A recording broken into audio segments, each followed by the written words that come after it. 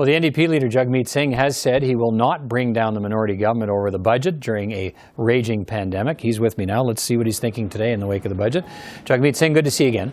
Good to see you as well. I guess let's before we get into your reaction to the budget, I know you've got lots to say about it, let's settle the political piece right up front here. Have you changed your mind at all about whether the government deserves to live on past this budget day and past a budget vote given the pandemic? Well, we look at the numbers in Ontario, record numbers of cases. We see field hospitals being set up. We see reports of some of the poorest communities with the highest risk of infection, the highest infection rates, with the lowest vaccination. These are really troubling signs. ICU units are being overwhelmed. Doctors and nurses and healthcare workers have been talking to me about how stretched thin they are and how horrible things are. Given that context, as Canadians have said when asked the questions, it would be unsafe and it would be unfair to have an election right now. And so I absolutely agree. In fact, I would add it would be irresponsible to hold an election right now, and that's why I've made it very clear I will not be triggering an election. It would be the wrong thing to do. What form will that demonstration take? Because there's a difference between supporting the budget to keep the government alive and deciding perhaps to abstain from the vote, which might end up having the same effect if there aren't enough opposition numbers in the House to vote no confidence in the government. Can you tell us what tactic you're going to take?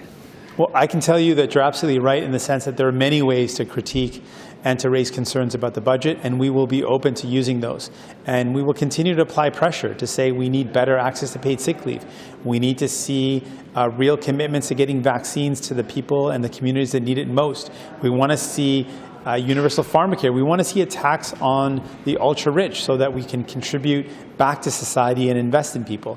So we'll reserve how we continue to apply that pressure and to critique the government, but I can give people the confidence and the reassurance that New Democrats and myself as leader, we will not be triggering an election. It is the wrong thing and the irresponsible thing to do, but we'll keep on fighting for people. Okay, to be clear, absent a raging pandemic, would you vote against this budget? Well, I could tell you that there's some deep concerns I have, and the biggest concern I have is that the question that's on a lot of people's minds coming off of one of the worst years ever, people lost jobs, lost businesses, people lost their life. They wanted to answer the question, who's going to help pay for this pandemic? Who's going to pay for the recovery? And the Liberals answered that question. They said, well, it's not going to be the ultra-rich, despite the fact that the ultra-rich in this pandemic have grown their wealth, have become wealthier, have become richer. The richest Canadians, the richest billionaires increased their wealth by over $62 billion. Despite all of that, the Liberals have failed to show the courage and have frankly failed to choose to make the richest, the ultra-rich, pay their fair share, which means naturally then, as a consequence, that families are going to pay the price, and that's wrong. And so I'll continue to raise that concern and continue to fight to say that we've got to invest in people by making the ultra-rich pay their fair share, invest in pharmacare, and make sure we've got a healthcare system that covers people when they need it. This pandemic has shown the problems, and we need to fix those. What do you like about the budget?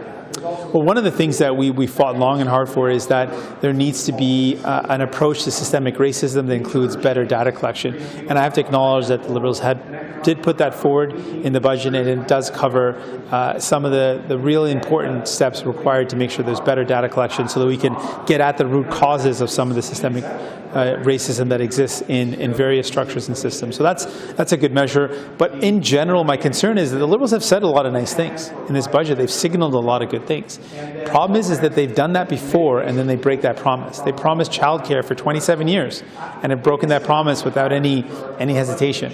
They recently promised universal pharmacare in 2019, campaigned on it in the throne speech, promised it again, yet have completely walked away from it. So that's a recent example of how easily the Liberals will make a promise and then break it. So that's really my bigger concern, that some of these things are good, some good announcements, but the Liberals have broken their promises despite making good ones. Do you see this? What we're up against. Do you see this as effectively a campaign platform from the Liberals? And I think we're hearing in your reaction tonight the message you're going to take to the people, because I suspect we're going to have an election before we get something different as a campaign option and platform than what we heard in the Liberal budget today. So are you happy to go to the hustings fighting that budget as their campaign platform?